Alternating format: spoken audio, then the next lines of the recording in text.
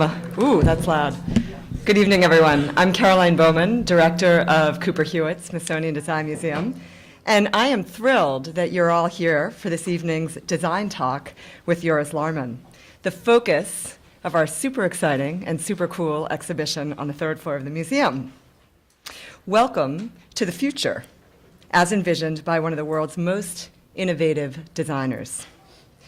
Joris and his partner, filmmaker Anita Starr, yes, I'm going to put these on to help me a little bit, founded Joris Laarman Lab as a collaborative space where people of diverse skill sets, from designers to coders to craftspersons, can freely investigate Joris's far-ranging ideas and materialize the astonishing new forms seen in the exhibition.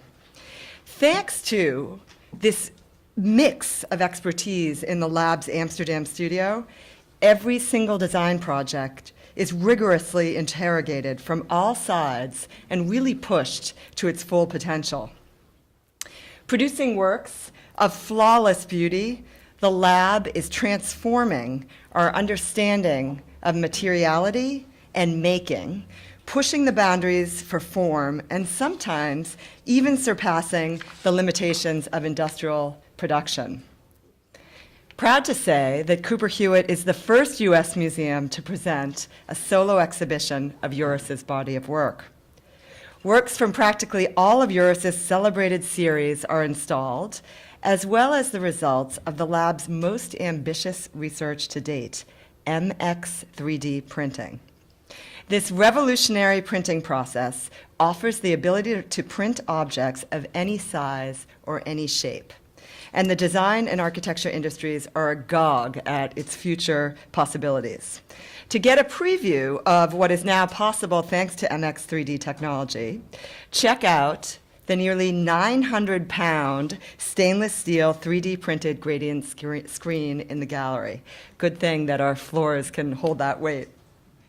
It represents a section of the world's first 3D printed steel bridge now being printed in the lab studio. 21 of Anita's films document the lab's collaborative environment and high-tech tools. So you can really see the digital technology in action, as well as observe the skilled craftsmanship that is essential to each object's evolution. Graduating with honors from Eindhoven's Design Academy in the Netherlands in 2003, Joris drew international attention with his graduate thesis, The Heatwave Radiator.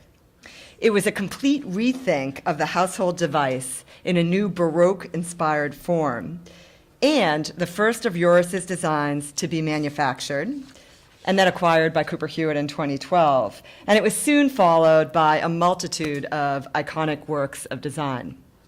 Now in collections across the world, including the Groninger Museum, our partner for the exhibition, the Vitra Design Museum, MoMA, the V&A, the list goes on and on. Joris's design has been featured in numerous museum exhibitions, as well as in solo exhibitions at Friedman Benda Gallery and elsewhere.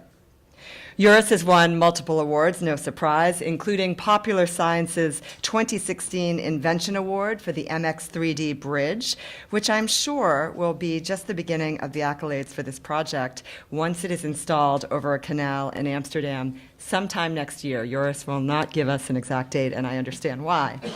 At age 38, Joris has accomplished more than many designers can hope to achieve in a lifetime, which is one reason why we invite him to take part in Cooper Hewitt's Design Legends video series, which will go live probably next month. And Joris and I sat down this afternoon and had a marvelous conversation.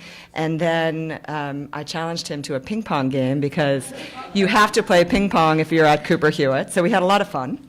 Dramatically lost. It was fun.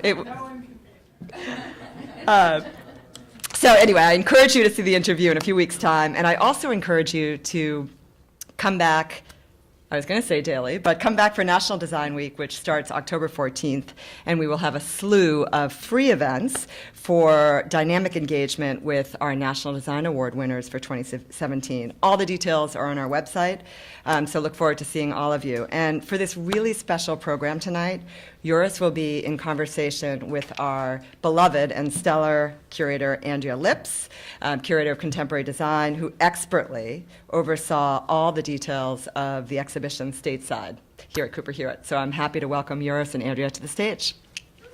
Thank you.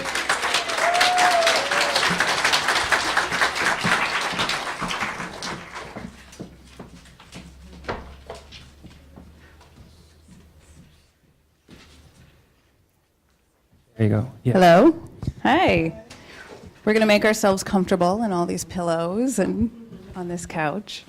So welcome. I am absolutely thrilled to be sitting here in conversation with Joris. Of course, we always love these exhibitions that we have as an opportunity to see the work, but it's always a particularly special treat to sit down and have a conversation and to dive much deeper than perhaps we can in the galleries.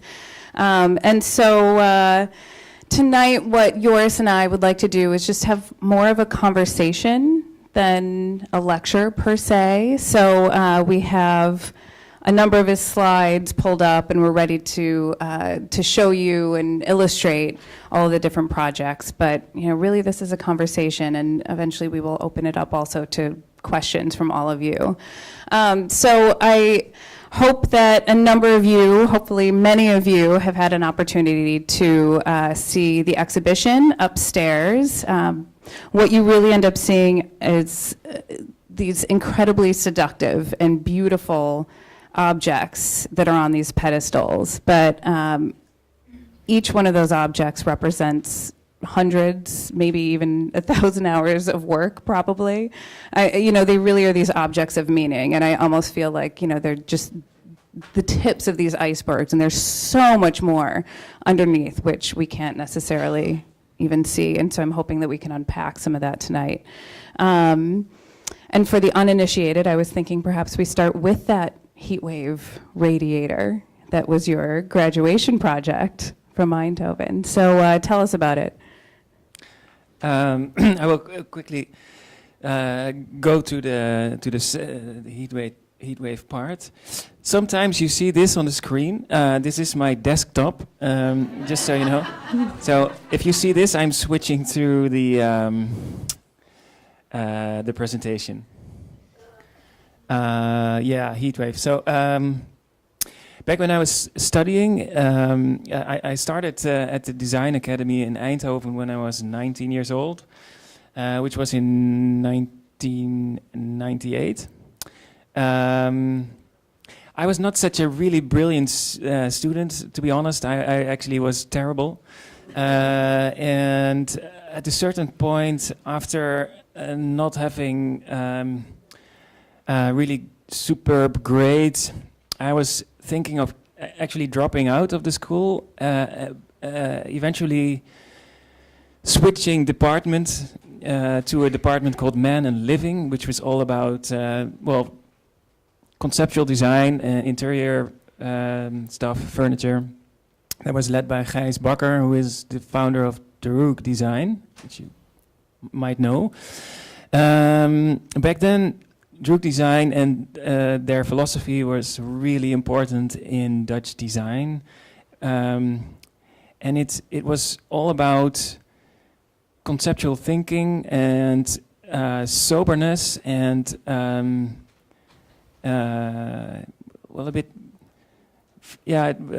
would you call it? Funny sounds a bit stupid, but it was about funny things also. Yeah. And I loved the conceptual thinking of that department and of Droog Design, but I never was really a big fan of the soberness. And I wanted to do something completely different, more over-the-top, exuberant in styling. And I wanted to see if I can use over-the-top styling into for something meaningful instead of just decoration. I wanted to use it for a functional reason. So a radiator made a lot of sense because radiators need a surface large as possible to give heat to the air. So it's basically a form follows function, a traditional design way of thinking, you could say, that led to this ornate sort of sculpture on your wall. It's basically a floor radiation system where water runs through the concrete ornament, and it gives heat to the air in a more efficient way than it would do in a sort of a sober functionalist styling. Right. I mean, that's what was so interesting about this project, particularly when it came out, was that it really seemed to subvert these ideas of what we thought function had to look like. Yeah. Was that was intentional? Yeah. Yeah. So it is. I really like the juxtaposition between what people expect. Right. You know. Right. Like it was Right. really like functionalists are also sinners of styling. That's what I. Yeah. Absolutely. I mean, it very much. I remember actually when this came out, and it seemed to almost undermine all the baggage that we got with sort of this modernist credo, and here's what an object is supposed to look like to be functional, and all of a sudden here was this crazy ornate, exuberant Baroque form, which proved that ornament actually has function beyond just being just existing for the sheer desire and enjoyment of it. Yeah, definitely. And I missed it in design. It was always so perfect and so clean, and I wanted to do something totally different. Yeah. Was there something about Eindhoven in particular that allowed you the courage and the capacity and the voice to create something like this? Well, yeah, I think we were not trained as industrial designers. In a way, we were much more left alone. We had teachers that were all professionals in their own way. So everybody had their own design practice, which is different. So I basically learned nothing like a technical skill, you could say, and that's in the whole educational program. But I got to know myself, and got to develop a way of thinking and a way of looking at the world. And everyone in my generation, especially that graduated from that school, has that, a very particular personal way of looking at the world and at the design profession. I don't know, that's different from anywhere else, I guess. No, I mean, that seemed to be so much of what was coming out of Eindhoven at that time was, I mean, just this individualism, that every designer, to a certain extent, their work looked different and celebrated, what it was that you were curious about. And, and immediately out of the gate, we saw this interest in ornament and actually in tradition and connecting it into the contemporary. Which is really cool. And and at the same time, the thing which I loved about this wasn't just an object whose ornament was intended to more greatly disperse heat. It also communicated something.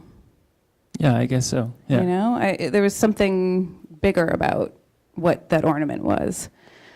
But the other thing which is interesting about it is this didn't remain just a concept or a non-working prototype.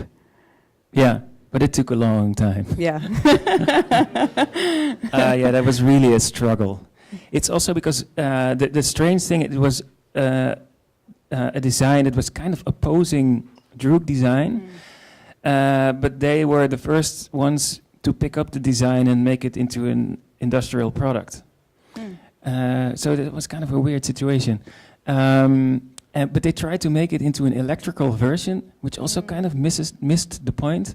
So I kept on thinking of, okay, how can I make this real? So eventually, an employee of our studio was placed into this industrial manufacturing company, Yaga, who does radiators. They're both Belgian, the employee and the company, so it was a good match. Good, yeah. And Tony Michiels eventually developed the radiator into a serious industrial product. Yeah. And like you said, it took a while. It took, I don't know, 5 years or something. My gosh, wow. But it's still available. I actually went out to the, Yeah, you can. It's great. So I wanted to then switch gears from the heat wave and talk about really your next and perhaps most seminal series of work, the Bone series. Because from what I understand, you had seen a documentary around 2004, 2005. I can go there through the desktop. Yeah. So, yeah. Tell us about Klaus. Tell us about this guy. yeah, it's a pity that we don't have the actual moving upstairs in the gallery. You see the video itself. Yeah, it's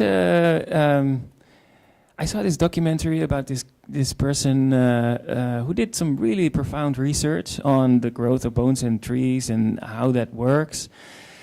And his research, one person in his research group went to work at General Motors, or Opel, which is a German subsidiary, I guess, of that brand. Right. Who developed a software program that mimics the growth of bones in trees. The guy's inapproachable. So this person, he lives in the woods somewhere in Germany with his dog, and he wears the same clothes and his same glasses, sunglasses yeah. and the hair. And hair. I think he's a huge fan of Ozzy Osbourne or something. But he's a serious, brilliant professor. And if you look it up, this almost all the giant global industrial companies, they refer back to him. Yeah. But he's kind of a lonesome. I don't know actually, to be honest. guy. But he doesn't. He just Anyway, so in this documentary there is this video where that explained what they were doing at the car manufacturing plant. So on the left side, you see a bone and the internal structure of a bird's bone, where you see that it has all kinds of hollow cavities and all weird directional beams. And birds, of course, need a highly efficient way of constructing their bones because they need to be as lightweight as possible. So on the right side, you see an algorithm that will optimize an industrial car part. And to me, this was really a revelation, you would say. It's a really stupid animation, but you could see how the industrial times are transforming into the digital times. You see how the limitations of industrial machines and its geometric form are we sort of outgrown it. Now we are able to digitally manufacture much more complicated form, much more organic, and also much more efficient form.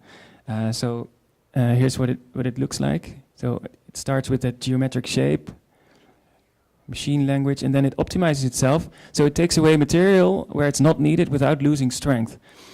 And at the same time, it also becomes much more beautiful, if you could say that. Of course, beauty is kind of an abstract thing to say, but it's in any case much more organic and elegant. And this you could never make in an industrial way, like with industrial machines. So you would need a 3D printer or some digital fabrication tool.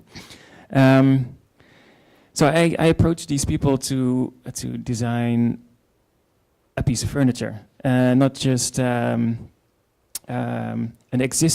optimizing an existing piece of furniture, but to actually sculpt the whole thing with it. Yeah. And that was never done before. And the way it works is I created a seat surface in the backrest. That's actually my biggest input in the whole thing. And when you say you created it, in the computer? Yeah, it's like a surface in the computer. Yeah. And of course I decided I wanted to make the smallest chair possible, which is like a tiny side chair. Yeah. And if you look back in the historic designs that I think are great, most of the time it is a little side chair. Those are most of the time the most sculptural chairs. So that was a kind of a lucky thing. So you have the backrest and the seat surface, and virtually you put loads on them. So this is in this case the weight of an average person, but it could be anything basically. So you could use it as a sculpting tool. So next you see the algorithm taking away material where it's not needed, resulting into this highly sculptural, unexpected form. I would have never designed something like this. It's very strange that structure is there behind the backrest, for instance. It would not have appeared to me otherwise. But what's so interesting about it is, I mean, there's really this optimal minimalism to it, and I think even with that other animation where you see the car part going through this same sort of sculpting process, if you will.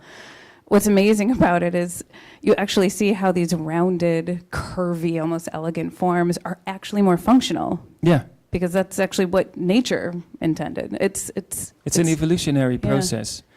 It's like Mother Nature designing a chair. Yeah. Yeah, it's interesting. And and I wanted to ask you too, because obviously this is a low lounge chair, and the other chairs are lower kind of loungy chairs. No dining chair in the series. I did a dining chair. Did you?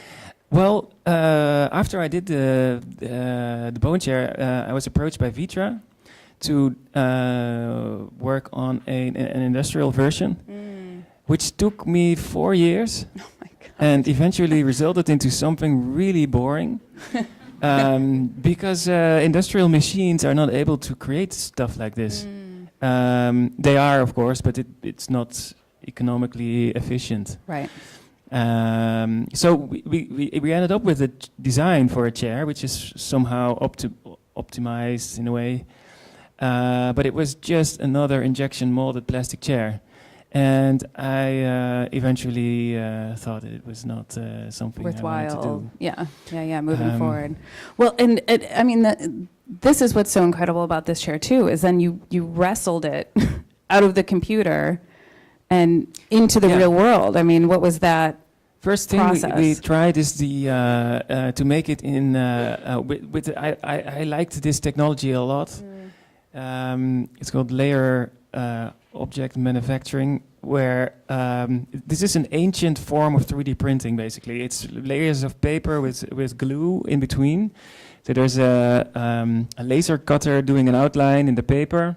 And then there's a layer of glue going over, and then the second layer of paper goes on, and then another laser cutting line. So you end up with the block on the top left, and you have to take away all these cubes, and you will end up with the actual design. The problem only with the technology is that the chair is dependent on the weakest link. So if there's one layer that is not perfectly glued, it's basically collapsing. And this was the first way that you had. Yeah, well, it's done. It was the first idea, but it's done later than the first aluminium chair, actually. And the thing which is interesting is the aluminum chair is so much thinner than the paper chair. Yeah, so the process, you can imagine that you need thinner legs, because the material is stronger. Yeah. So for every material, it comes up with a different design. So for the chair, we had to 3D print a ceramic mold because, we were not able to cast this thing in one piece in another way. So the ceramic mold you see is on the left. It's a bit of a difficult picture to see. Around this, there was a huge bucket of sand for cooling and compression. Wow! And it was really hard to find the right manufacturer to make this. Actually, this is one guy up in the north of Holland who was able to do it and willing to take the risk. Wow! And it was cast in one. Cast in one piece, yeah. Yeah. Wow. And then little polished Wow. seat and backrest. So no seams, no bubbles, no. Yeah. No. I mean, yeah. Perfect piece. Wow. Yeah. So it ended up. I mean, you know, we tried to work with different shapes, seeing what comes out, and this. Yeah. Eventually, it ended up with a series of 6 pieces. This is the research on asymmetry. So the bone chair was symmetric, and this one is not. And it's done in a soft material. This is Shore 90 rubber, so it's kind of giving. Yeah. The armchair. This is the mold of the armchair. 3D And printed as yeah, well. and the mold itself too. Each of those pieces is 3D printed, and Yeah. then the interior of that is all coated, right? Yes. Yeah. And then it's assembled, Yeah. and the With material nuts is and poured bolts. in. Yeah. Well, Yeah. I mean So- that in and of itself is such an incredibly intensive process. Yeah. But Yeah. it's also if you did it 4 times and it works, it's kind And of you're like, good. it's yeah. That's yeah. Well, and it's interesting to see too just how the material differences play out in Yeah, the we form tried and- to explore a lot of materials, Yeah. and also after the 6 pieces, it's also done because you know, in effect, it's a highly boring thing to do, to go after perfection, if you like. Yeah. You know, if you've done it once, then every time you will get the same result. So you know, it's nice to have done all these pieces, but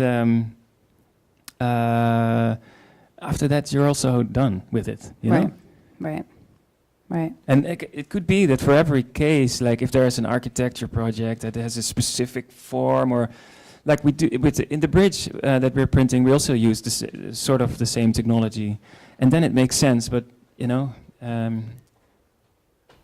I'm most interested in the experiment, in the research, these experimental prototypes. Afterwards, these things they tend to either spin off into an industrial product or you know, downloadable design, or it becomes a company in itself, or whatever it is, a software package. Yeah. And sometimes it's just a really beautiful series, Right. you know? Which is, I mean, The Bone is such an incredibly beautiful series. And it's interesting, too, because in many ways, you know, and at the time when it came out, it was like 2006 Yeah. for the Bone Chair. Yeah. And when you just look at the forms themselves, I mean, there's something, you know, they have that sort of attenuated vegetal form of an Art Nouveau piece. Yeah. Whereas, of course, with Art Nouveau, that's inspired by nature, whereas this is because of that algorithm, is actually using nature's principles to create the form. And what was so revolutionary about it at the time was, you know, you really were using AI, basically. I mean, the computer in some ways became the form giver. Yeah. Which was really interesting. And so it's almost like the computer became a collaborator. Yeah, it was. Yeah. It was. It's a tool. Yeah. Also, a really early one. It was funny because we had to wait 2 weeks for every iteration of the chair, and it took. It just took enormous computational power. Wow. 2 weeks? Yeah. What, between the time when you would set the sort of load cases and Yeah. parameters in until it would sculpt? Yeah. Oh my God.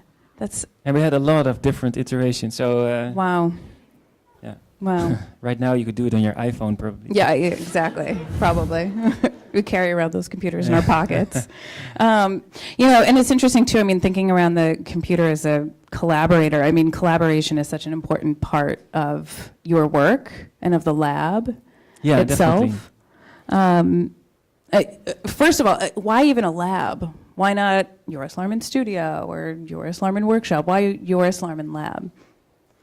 Well, because we are not really a design studio in the sense that we, in a traditional way. So I don't design a piece of design, go to this design brand who manufactures it and who, you know, goes to a factory in China, and the factory in China sends it to the brand, and the brand sends it to the shop, and the shop sells it to the people. So the times are changing, you know, digital the digital world makes it possible to get rid of all these things in between.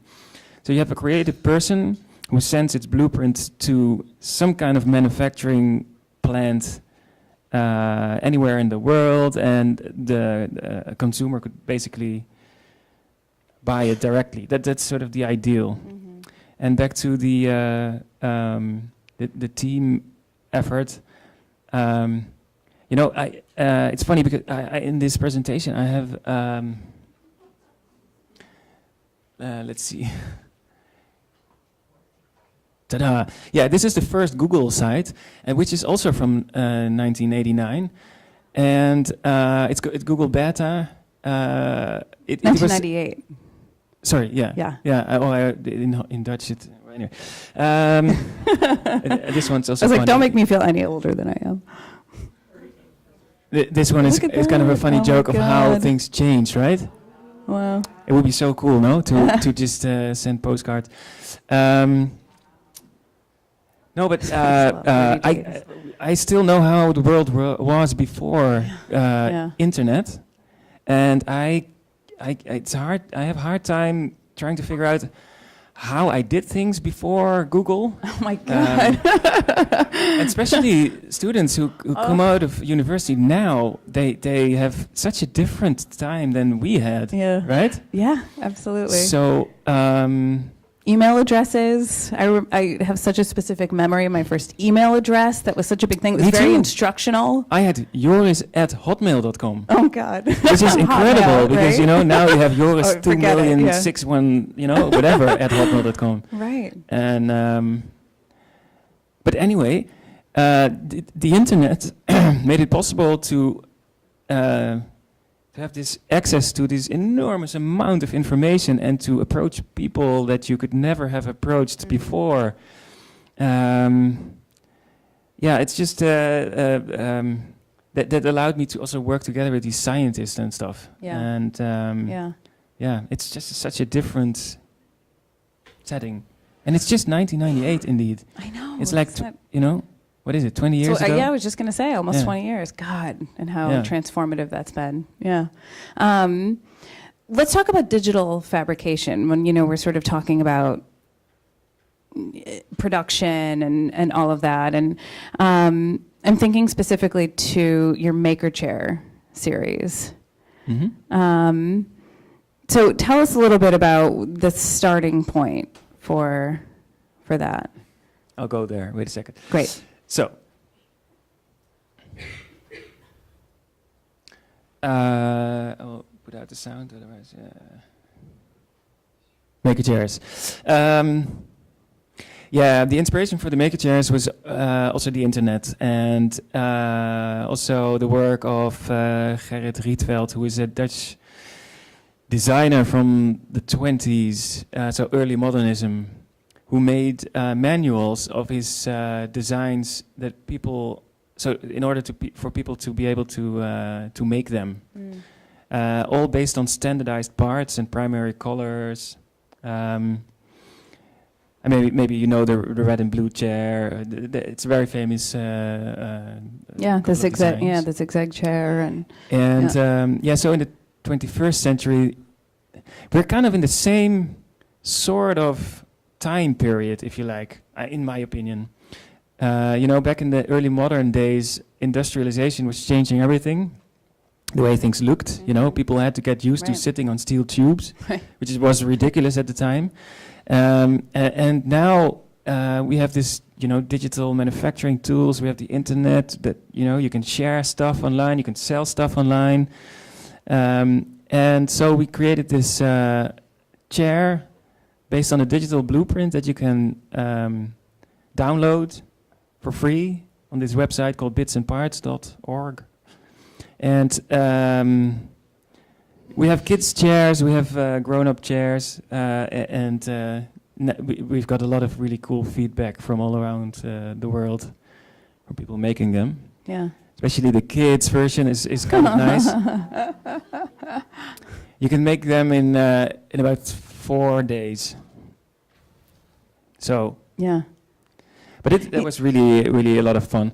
And then we also made some an edition with a much more elaborate way, but still done in this this super cheap Chinese CNC milling machine that was the size of a what was it, like A3 or something? Yeah. It was terrible because it broke down every time, but still it was possible to make these things on a really cheap Chinese machine. Yeah. And so in order to do that, we had to cut up all these pieces of furniture into small parts, and they became like three-dimensional puzzles that Right. with which you can basically make these highly sculptural works from solid woods.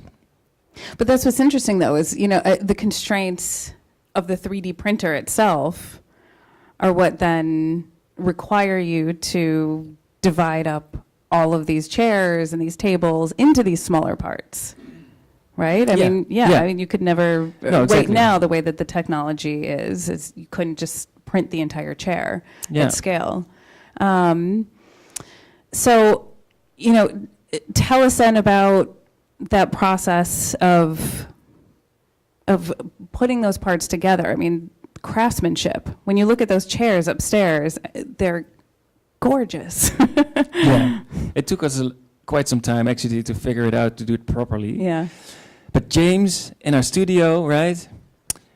There's a couple of team members sitting here. So, we have some highly trained puzzlers that know how to make these things quite well. Yeah. But the nice thing about the puzzle chair, which we also have in wood, going back to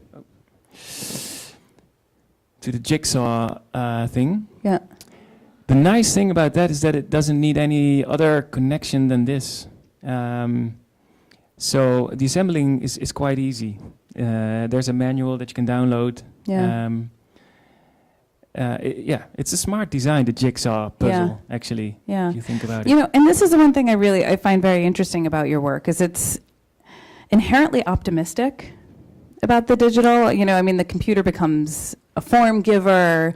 You're sort of emancipating people with these, this digital production. That's so much of, it almost seems like the promise of what digital fabrication can be, is, putting production methods back in the hands of the user, especially now as 3D printers are getting cheaper and smaller and whatnot. And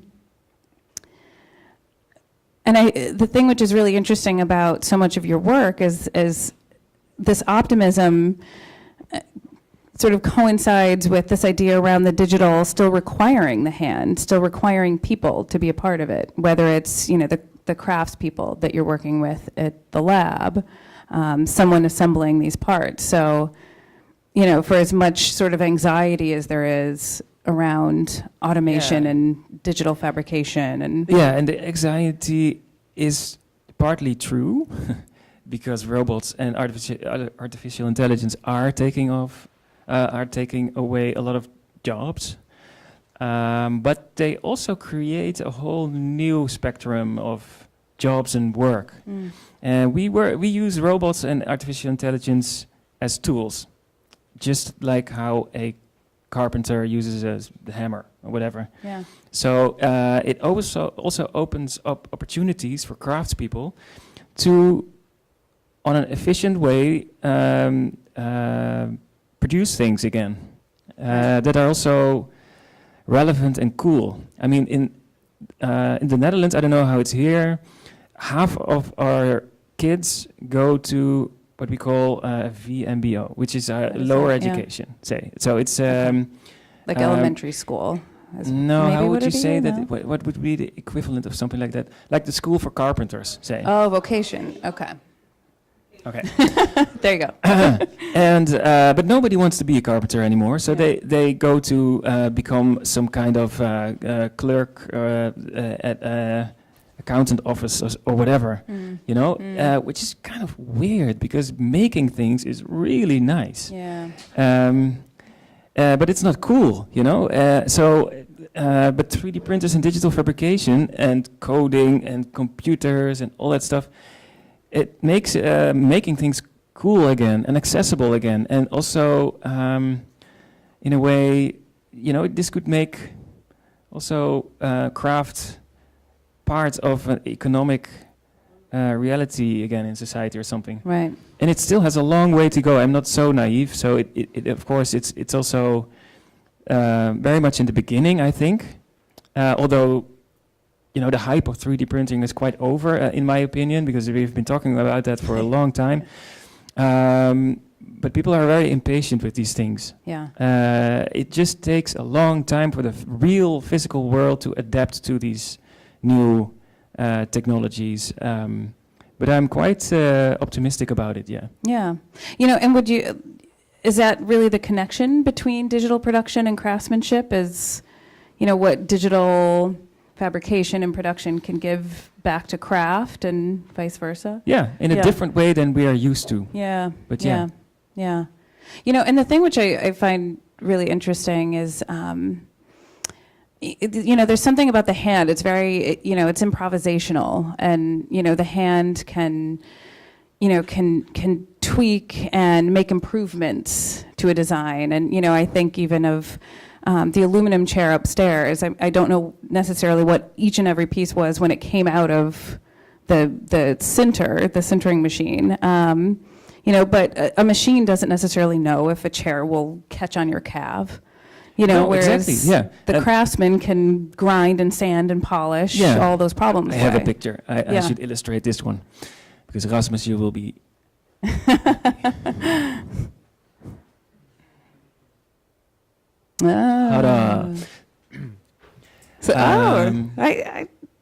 There's Rasmus, It's hard to see. But no, you're right. And people highly overestimate also what robots and computers can do and what they cannot do. Right. And the physical real world is always tougher than you would expect, and much more perfect than you would expect. So there's always stuff, that doesn't work or just doesn't fit, or material that shrinks because of the heat, and you have to adapt it again. And there's still a lot of tweaking and handwork in that. Yeah. And if it wouldn't have it, I would also think it's less interesting. Yeah. The strange thing is that I'm not so... I don't like perfect things. Right. Well, and that's the thing too, is, craft, particularly in your practice, there's something so human about what craft is and the hand is. There's an embodied knowledge in all of that. It's about sensation, and, it very much humanizes the digital. Yeah, it's about also incorporating tradition in craft and digital manufacturing. A good design is highly layered, in my opinion. Yeah. And what do you mean by that? Well, like in the case of the bone chair, you have the layer of Art Nouveau and design history, and you have the new approach to that, with algorithms in the 21st century, and you have the fact that it's not perfect, showing a person trying to achieve this beautiful object, but it's not perfect yet, or it's not possible yet. So I like to look at, going back to Rietveld, for instance, who I love his aluminium chair, which is a chair, I don't have it illustrated here, but it is a chair that looks like it is industrially produced, but it's all handmade. It's like hammered. And if you look at the prototype of that chair, you see somebody dreaming of this industrial product, but it's not there yet. Yeah. And I think the prototype is so much more beautiful than if it were a perfect industrial design. Yeah. And it's not in all cases, of course, but I like looking at prototypes and the hand of people. Well, and I think it's interesting too when you were talking just a little bit ago about this moment being perhaps similar to where Rietveld found himself, right? Yeah. And kind of these new moments of, whether it was, tubular steel and, designing furniture with these new materials and whatnot. And here we have, these entirely new processes. The one thing about design that is so interesting is, in many ways, it almost acts as this interface, if you will, kind of a connecting point between, these technologies, these abstract ideas, science, the computer, whatnot, and bringing it into real life. Yeah, to me they are like physical poems in a way. So, what I really like about the new Vitra Museum, by the way, so you have this collection of chairs, and I don't know. It's a stupid thing. I always make these chairs. But chairs are so great for expressing certain ideas. They're like what a canvas is to a painter. Yeah. It's chairs are highly communicative. So in that collection, you can just see time moving, like evolving into our time, looking into the future as well. You see, technology changes society in all levels, Right. and you see that with digital tools right now. Yeah. So And that's the thing too. I mean, we're very much children of a time of transition, right? I mean, we kind of have one foot in the industrial era still, and another foot in the digital era. yeah. I have this timeline, right, which is also in the show. Yeah. I don't know if you can see it on the screen, but I can quickly explain what it is.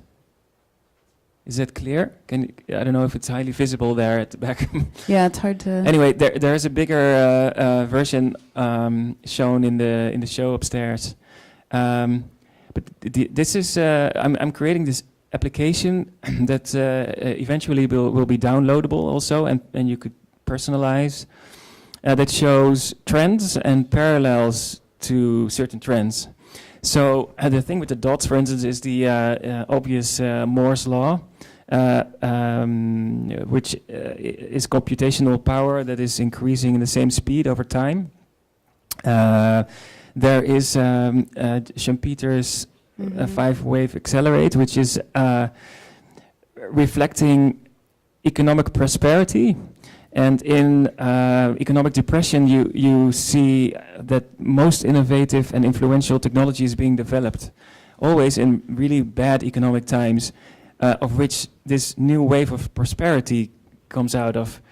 And the gray area here is my professional career. So this is basically a contextual, it's a backdrop of what I do and how I think. There's also my personal happiness inside this thing, and you could hook your health and your heart rate. You would be able to zoom into high frequency stock exchange graphics, but also zoom out until the Big Bang to see the ground overview of things. Because you in such a hectic period and in transition right now, it's sometimes hard to see what's going on. And here you can basically look how we are sort of heading towards this singularity moment, for instance, where computers will be smarter than us. There's science fiction film included. There's the founding of IKEA. There's all the most important events and So. I don't know what I'm saying, but anyway, it shows how we are in transition. Yeah. Well, the thing which I liked actually, and you mentioned this when you very generously took a few minutes to speak with our docents as I was walking everyone through the show on our last day of installation, and you were mentioning how, like with the science fiction films, for instance, Back to the Future, it always focused on flying cars and the sneakers that automatically. It was these objects, right? But it wasn't software that they necessarily focused on, really or the social side of Space Odyssey was quite accurate in some way, because they used iPads there, which is a 1960s movie, so it's quite. No, but for instance, in Back to the Future, which is an obvious example, they had a version of communication through televisions. But it was like this mosaic kind of thing on an old tube. Big boxes. Yeah. But nobody would have expected social media, for instance, or which is highly influential in the world. And it's also nice to know that you don't know what the future is going to be like, right? Right. But what a trend that is quite real is that software is developing so fast, much faster than the real world. Yeah. It's scary actually how fast that goes. Yeah. I mean, do you think 100 years ago anyone would have predicted that a robot would be building a bridge? I don't know. Maybe a few people. A few people. Well, robots have been around as an idea for a really long time. Yeah. It's only right now you see it becoming a reality Yeah. because of software. Yeah. And that's quite scary, actually. Yeah, right. Well, and and so talk about MX3D. I mean, it's software as well as the fabrication technology that you're developing, and this is really kind of your latest focus. Yeah, so I will quickly just go over the history of that stuff. Back then, I had an open position for students from universities to just start working on whatever it was cool to do with robots. So we developed at first this technique where a robot would print two-component resin that would harden so fast that you could basically draw in midair. And that's what you see here. It's quite, it's a little bit sped up, but it prints almost a meter per hour, per minute. Wow. And I always have a bit of a love-hate relationship with 3D printing because 99.9% was what is done with 3D printing is total bullshit. Right. You cannot. It's not useful. It's irrelevant. Trinkets. It's So.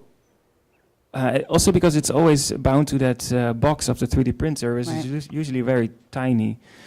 And we wanted to do something out of the box, which became this.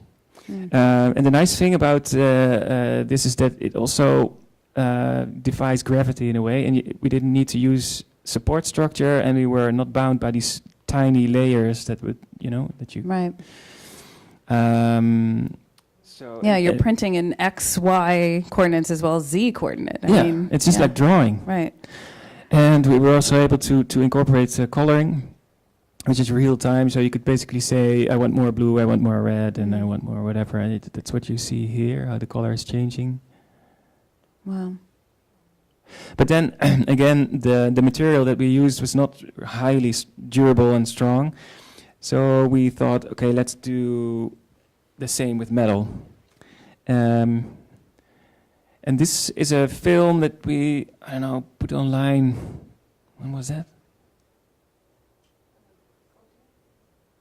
2014. We hooked up a welding machine to an industrial robot arm and tried if we could 3D print with steel. And this robot is putting molten drops of metal on top of each other. And because stainless steel is so strong, we could basically print any curve, even horizontally, which was never done before, I think. Wow. Like this from the wall. Wow. Double curved things, That's wild. matrices of lines, so we could do constructions in one go. Right. Wow. And the fun thing is, when we started off, it was just stupid little blobby experiments. But then after tweaking, you figure out how to do something. Yeah. It's really nice. I don't know if there's teachers here, but when I sometimes teach at universities where I have the students just do anything, basically. Throw clay in the corner, but then do it in such a way that it becomes better every time. And you see these beautiful things emerging. Yeah. So anyway, this works in the same way. So it's tweaking until you get it right, and then there's like this whole world of form and opportunity that opens up. This is the patent. We tried to patent it, but there's a patent from 1925. Oh my God! Stop. So we had to work around that. We have a couple of patents pending, but not the original one. The first thing that really worked was the lines and the matrices of lines, and we started to make these highly ornamental benches just to see how far we could go with it. Yeah. I always try to make an expressive as possible thing with the technology that we create. And that's what's interesting too. Is there's just a completely new form language that. Yeah. Yeah. With that its you're just own creating. constraints. Yeah. Because it has constraints. Right. But just different ones. Yeah. And I try to work with that, with the constraints and with the possibilities, and yeah. This is a piece we did for the Groningen Museum. It's a bit similar to the one that's upstairs in the show. Mm-hmm. We print in a several ways. Like we can print in dots that you see on the left. It is kind of a Fibonacci sort of textile-y texture. In dots, we can basically print anything. We did a vase for the a vase, you could say, right, in English, Yeah. of in American. We did a vase for the Cooper Hewitt. That's done in dots. We have a highly great amount of form freedom with dots. The right one is done in continuous lines, which creates a different surface. The screen upstairs and the bridge we are printing are done in continuous lines because it's just way faster and cheaper. Yeah.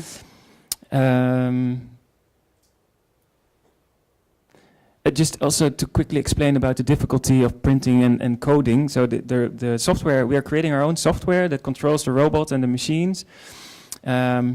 You might imagine that it's hard to print an oval tube in general, or to manufacture an oval tube in an industrial way. So with printing it's easier. But then if you do it a curve in it, on the inside the tube then has less material than on the outside. So you need to write code to let the robot print less material on one place and more on the other place, and you have to do it in such a way that for each design that you're making that is different, it will automatically adapt its code. Wow. And we are working on this self-learning thing, so that Wow. if the robot makes a mistake, it will repair its mistake. Well, it's a whole world to gain there. Right.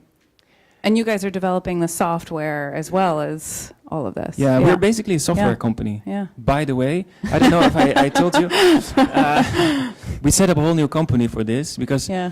sometimes I remain this artistic, creative guy who wants to make cool stuff, but sometimes these things that you develop are just too good to be true. So.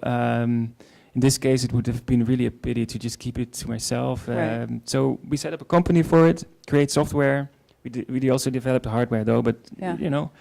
and we're also starting to work together with other industrial companies, architecture firms, Cool.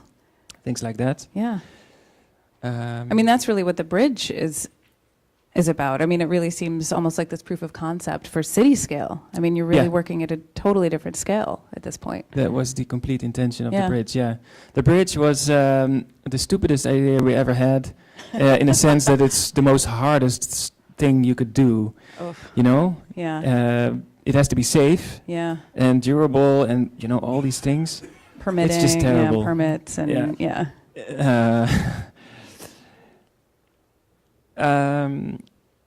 This video shows something else. This is the first video that we launched on the bridge that we would be making. Oh no, this is the screen. This is printing in bronze. Just to explain, we can do any weldable metal. It needs different settings. Bronze melts differently than stainless steel, so you need different settings, different code, different gases. Yeah. Could Yeah. you ultimately mix metals in a screen? We Or in a- are right now making a whole installation for a Korean show where we mix bronze and stainless steel. Wow. Just- Wow. Yeah, we're planning on doing a gradient so that you have a sculpture where it starts in stainless steel and slowly becomes bronze. Wow. It's a very bad idea, though, but Oh my god. we are pushing the limits. Oh my gosh. Yeah, you see, because bronze has a oxidization issue, which we are still trying to overcome in many different ways. I don't want to think about it now. Problem for another day. Yeah. Anyway, so we came up with the idea to do the bridge. Yeah. Just because it was, what would be the coolest thing to do? Okay, let's do a bridge and let's print it in such a way that you could see it. The idea was that the robots would start from one side of the water, print their own support structure until they're finished, and then the bridge would be done. Which is, of course, a great idea, but if you have to actually do it, you walk into a lot of issues. Primarily safety issues. Right. It's quite a industrial, tough process with a lot of UV light. I've burnt my face 3 times. Oof. Because we had people like to film us watching the robot printing, and then you're there. Oh, can you do that again? And I remember having an evening where there's completely burned. No, it's MIG welding. So yeah. Wow. And there's gases, of course, and fumes and stuff. So we had it's best, I think, to go right into the video that we recently launched, because it explains the process quite well.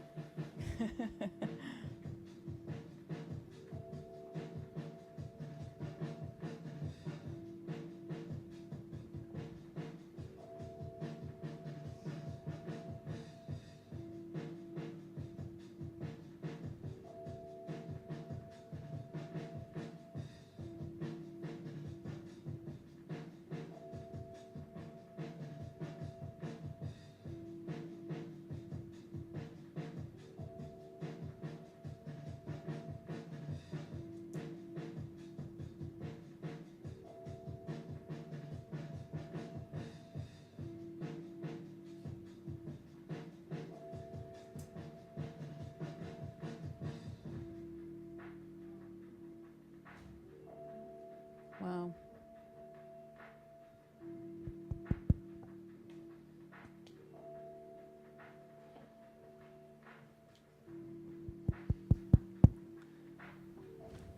And that's being printed as we speak right now. Yeah, it's literally like a week ago that we made the video online. Yeah. We're quite far actually with the printing, but many challenges, many issues, whatever. But we just want to finish it and be done with it. Be done with it, and then it'll be installed over the canal. Yeah. Yeah. And where does MX3D go after the bridge? Most likely, we're still highly in transition, but most likely we will split up into this software research company on metal printing and a production company that does things like this. Right. Also for my own sculptural steel designs. Yeah. But we recently also did a bar, for instance, for a museum in Miami with another architecture firm. What, you MX3D printed the bar? Yeah. Oh, that's fun. No, we're working on ship propellers, like giant ship propellers, because it is highly efficient to do that in this way instead of the traditional way. There's many things like it's great for smart nodes, for airport terminal nodes. You probably know what I'm talking about. If you have to do a construction with 10,000 different parts, it is so much more efficient to do it this way compared to an industrial way. Industrial stuff is really good for repetition, the same time every time. Right. This is very useful for each time something different. Yeah. Customization to the project, the location. Absolutely. Well, I'm going to open it up to questions that you all have. I think we have a microphone, so if you want to raise your hand, Susanna can swing by. Yeah. Okay. Hi, my name is Dom, over here. Hi. I'm an engineering student, and the work that you're doing is really cool. One thing I'm curious is that it seems like you use a lot of process to drive a lot of unique design. One thing I'm interested in is in the past, in your experiences, how the process maybe has influenced materials development, or maybe the usage of materials in a unique way, and things like that. I'm not sure if I get your question right, but if we do material development, is that your question? Yeah, and I guess how your maybe 3D printing has maybe changed because of that or something. Well, we don't only do 3D printing. Let's start with that. I'm not the 3D printing guy. I really hope you don't see myself as a 3D printing guy. Because if you walk through the exhibition, you should forget all the technology and look at the work, I think. But yeah, no, we developed, for instance, together with another designer who used to work in our studio, we developed, for instance, foam porcelain material. It doesn't have anything to do with 3D printing, but this is material research, basically. It is porcelain that foams up in the oven, expands about 300% into stuff, into a highly open, lightweight bone china porcelain, which is highly insulating, and it has really cool properties, and we're still developing that together with her. And Marianne van Aubel is her name. Then, with 3D printing, you can imagine that you could do specific, wat is legering in het Engels? Specific alloys for 3D printing, specific gases for 3D printing, because, if you print stainless steel, you also lose a bit of its quality, because the chrome evaporates, I think, a little bit. Because of the heating? Because of the heat. Well, it's, yeah. I can imagine that you would do a different type of alloy for 3D printing, and we have been talking about that with ArcelorMittal as one of our big partners in the project. There's a lot of research going on in that field, yeah. As far as developing, I'm John. In developing the software, are you able to do research into like what the fractal dimensions are, of a structure, as far as, will it support weight? Do you get involved with that kind of thing in your software operation? Yeah, unfortunately, I know that we are doing that because, again, I'm the creative person. I'm not the technical guy, actually. But we are. So one of the things that we are developing, especially with printing in dots, that's really helpful. We are tracking the quality of the print by measuring the current that goes through the weld. You can also do that with sound, for instance. You can listen to it. And after your print is done, you can track back your tape, basically. Could be sound, could be the current, could be anything. And you could see pixel by pixel what is the quality of your print. So if you know that there's something wrong, you would have heard it, and then you can repair that specific part. For instance, it's just one of the things that we are working on at the moment. By the way, just as a note, you should know that Karl Čapek, the Czech, is the guy that came up with the word robot. Robot is Czech for worker. Really? Yeah. That's interesting. He wrote a play, and so... When was that? 1921. Wow. And the play was first performed on January 25th, so that's the first public use of the word robot. That's cool. So You're so involved with it, you need to know. Yeah, That's fantastic. great. Yeah, no, yeah. Okay, we have another question right over here. Yeah. Hi, I have a two-part question for you. Yeah. Going all the way back to Heatwave, how was the critical success? How did that translate to commercial success?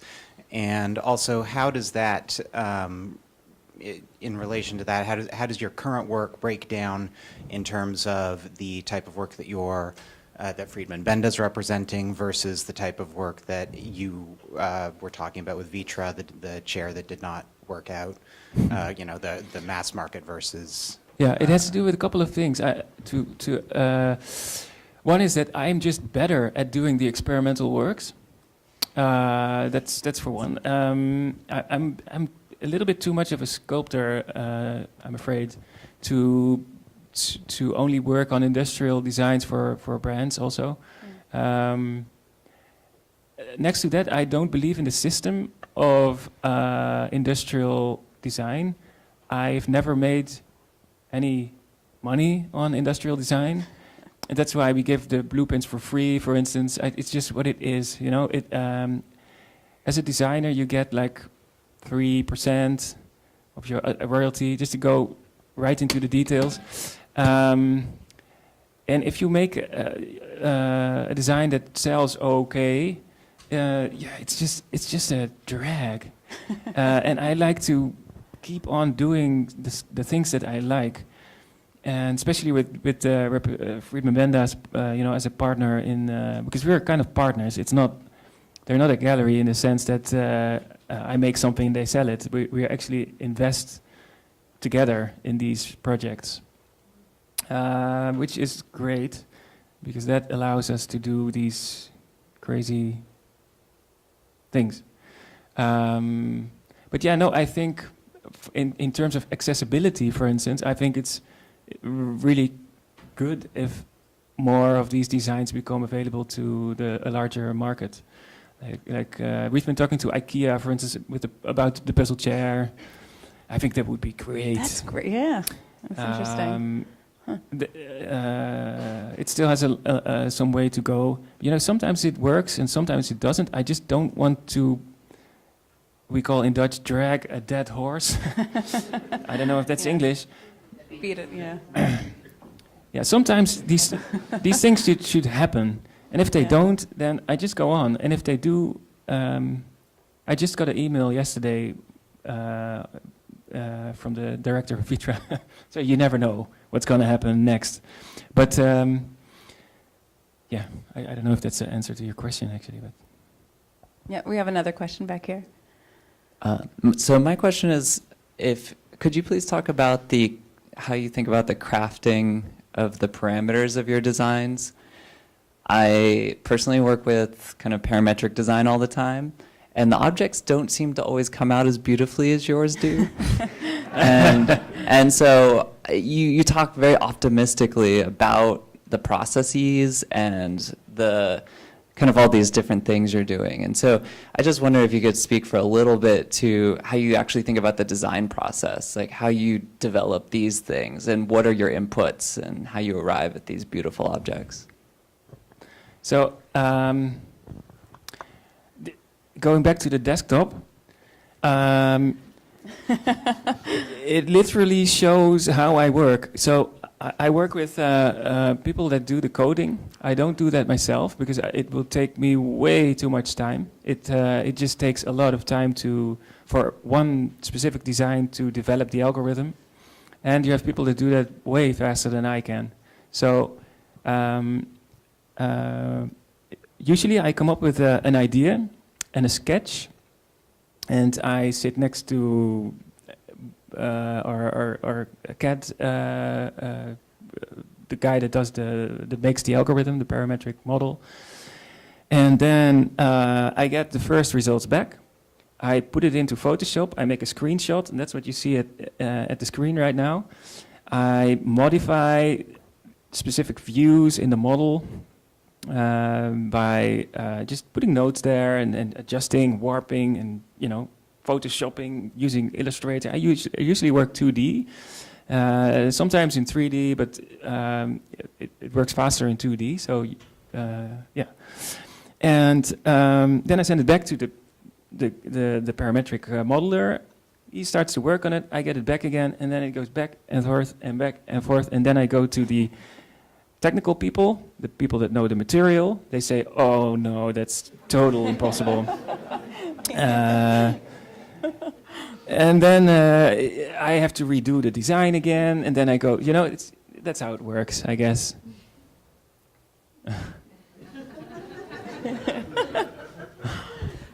Another question. Hi, I'm Lauren. So I occasionally teach design, and my career started with the digital tools being somewhat, incorporated into the process. But I'm sort of convinced that the generation of students who are using these tools and learning from instructors like yourself are going to maybe move beyond the novelty of the technology. What would be your advice for an instructor like myself and as students who are currently learning, probably from teachers who learned the old-fashioned industrial era production techniques? What is your advice for delving into this, especially if the institution doesn't necessarily embrace access to this new technology? Well, there's never any excuse, I think. These technologies are really cheap, and you can, as a student specifically, you can just. I may not say it, but you should just get your illegal software when you are a student, and start trying stuff out. That's the only thing, because when we get applications from people who want to work at our company, I sometimes see, especially from the south of Europe, people that don't know English, for instance, and I'm like, what? You cannot seriously survive in this world if you don't know how to speak English. Okay, that's one. But then they don't know how to use software. And it's the same. If you don't know, especially, for instance, a program like Rhino and Grasshopper, I would say, if you know Grasshopper, you can work anywhere. Honestly, because if you know how to program, you basically can make anything. So I would definitely, that would be a real advice. So no other things. You, of course, have the Autodesk software, which is Autodesk, one of our biggest partners. They're great, and the software is even nicer, but it's also quite expensive. So I don't know what is there for advice. Work at places. Do internships anywhere. Yeah, I guess I don't know if that's an answer to your question, but yeah. We had another question up here. Yeah. Yeah, and just to chime in, I think Autodesk gives free applications to students. We happen to work with them. That's happy news. Good remark. Happy news. No, honestly, and it's not to be slimy towards Autodesk, but they are actually a really great company. They've been a great support, and they do so many things to help kids get excited about digital fabrication and technology and stuff. So yeah, it's a great company. I actually had a different question, but since you're on that, real quick, I teach Fusion 360, the Autodesk software. Is that what software do you use? We usually work with Rhino and Grasshopper. Gotcha. Because most students know how to work with Rhino and Grasshopper because it's less expensive and more adaptable. Because people online, there's a really big community of people that write algorithms for it. I also teach Fusion will get Rhino, there, and Grasshopper is the only reason I haven't deleted Rhino. I can imagine. That's also true. But my other question was, your work was really optimistic and inspiring and very contemporary for this time, but we're also living in this horrible environmental crisis. How do you reconcile, that context? Like, how do you address the real environmental challenges that we're facing? So there's a couple of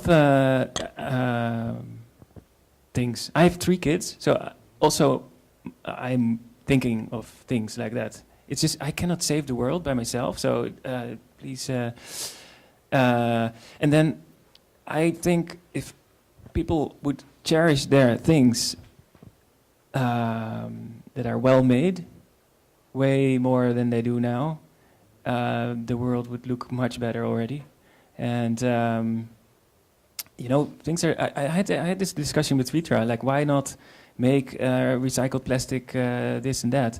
And then they were like, yeah, but our things never end up at the junkyard, never. They go to the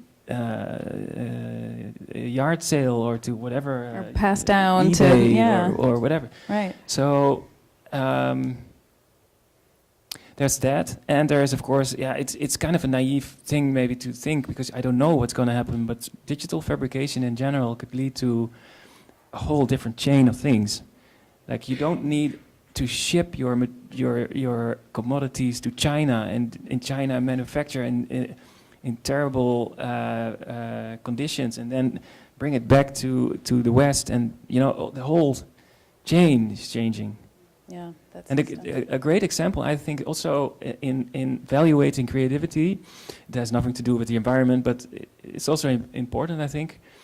It's, for instance, the development of blockchain at the moment, where now you see musicians making their music and actually get paid for it without having to sign a contract with a giant record company or whatever. Mm-hmm. You can just, as a creative person, put your stuff online and get paid.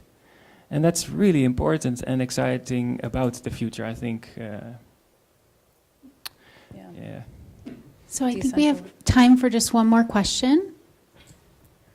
This is actually Bill. Hi, my name's Trish, and thank you so much. Such a wonderful discussion. This is building on the last question. I was just wondering how much dialogue you hear around the means that are available and that will evolve at a rapid pace around democratizing production and adaptability and the circular economy. And I'm thinking this is building on the same question in terms of being able to repurpose consumer products at will.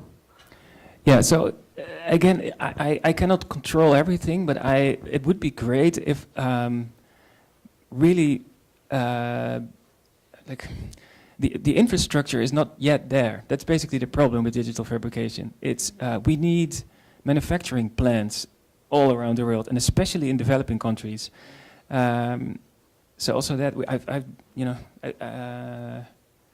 it's a long sidestep.